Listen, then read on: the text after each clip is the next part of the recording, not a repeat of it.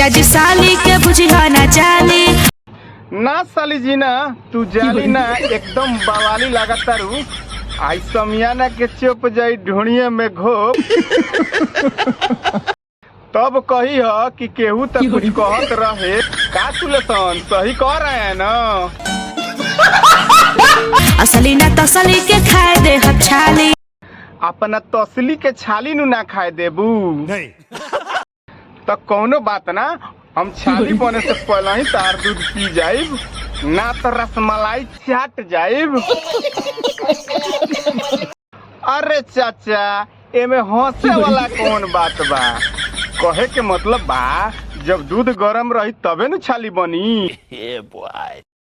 आ हम छाली बने से पहले ही थोड़ा जाए दो और कुछ कहबू हो हमार नाजायज साली हे जीजा जी का सुनी सुनाव।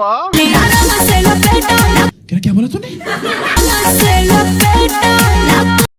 साल भर पर होली आवेला आ हमें ना लगावे देबू तो केहू और ना लगावे लगी का कैमरामैन सही कहता नीनू।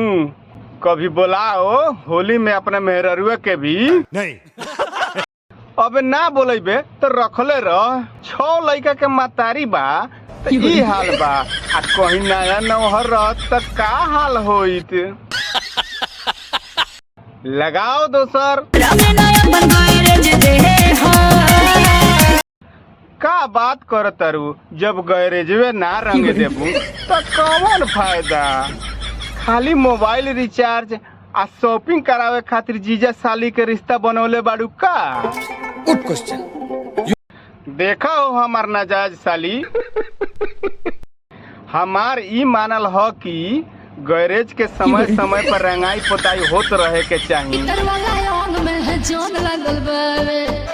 न तो बीजी ध लेवेला आ जानते होबू कि बीजी ध लेला पर सर्विस बढ़िया ना देवेला। हमको नहीं पता का रितेश भैया नहीं लेने का अपू ने ना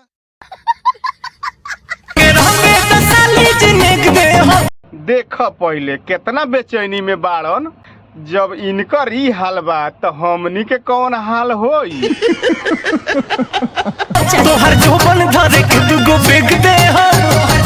अरे हाँ रितेश भैया बाकी अभी जोबन के तो बोर तो हो जाए दो लॉलीपॉप कम दियल कर मर दे काहे से कि अभी कटोरी से काम चल जाई आज जब बैग के जरूरत पड़ी न तो तहरा से कांटेक्ट कइल जाई। अरे बाप रे ये तो धोती खोल रहा है।